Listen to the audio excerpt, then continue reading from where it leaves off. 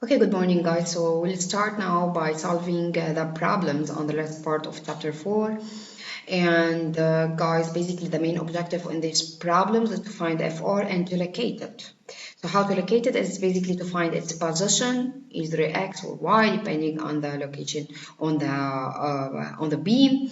And I will have, of course, some distributed load, either uniform, non-uniform, in the irregular shape, or they are not in the regular shape. So I should basically find FR and its location. This is basically the objective of all the problems that we will be solving. Now, the first problem that I'll be solving is this one. It is, I think, problem 20 in the slides. In this problem, guys, I have a regular shape. It is not uniformly distributed load, however, it has irregular shape and triangular shape, and I will be solving this problem in two methods. So let's start.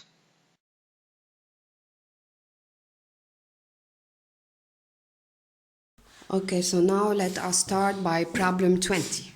So as you can see in problem 20, I have a 3D shape. However, it is regular.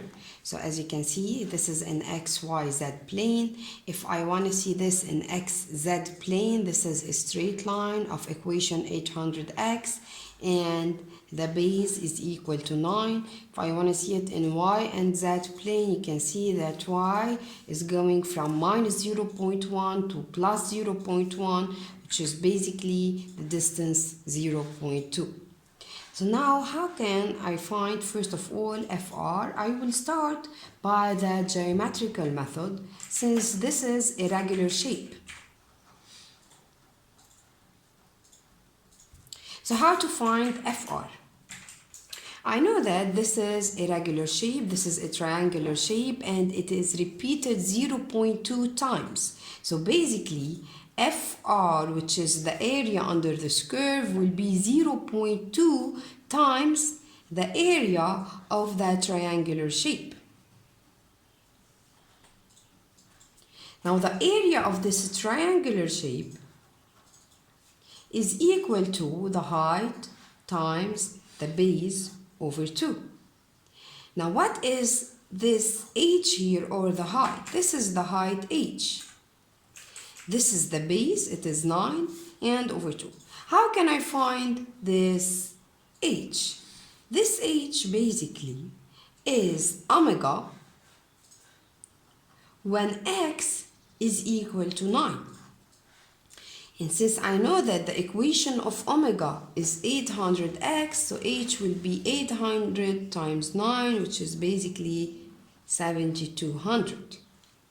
Now, this means that the area of the triangular shape will be equal to this h, 7200, times the base, which is 9 over 2, and FR will be equal to 0.2 times 7200 times 9 over 2, which is basically 6480 newtons.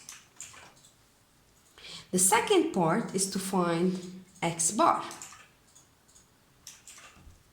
Now here, since this is a 3D shape, basically I should find x bar and y bar. Now since y bar is known, basically it should be here, the middle point between minus 0.1 and plus 0.1, which is O here. Okay, so y bar is 0, trivial. How to find x bar? Since this is a regular shape, then x bar should be a point here, and this x bar will be equal to what? So a point here, and this x bar will be equal to 2 over 3 times 9, because the base is here. Because the height is here. Okay, so this point here should be very close to the height, which is the larger mass, and then x bar will be equal to 2 over 3 of this 9, which is basically 6. So basically, guys, y bar will be 0, while x bar will be a point here, so at y bar is equal to 0. Okay, so it is, sorry, this is here, this is x bar, and this is my point, which is the centroid C. So this is the first method, which is the geometrical method. Now let's move to the second method, which is the integration method or the analytical method. Okay, now let's apply for the same problem the second method, which is the analytical method. In the analytical method, we have to use the integration form. Now, since here I have two directions, dx and dy, so fr will be equal to the double integration of omega dx dy. Now, what is omega here? Omega is 800 x, dx is dx, dy is dy. X is going from 0 to 9, and y is going here from minus 0.1 to 0.1.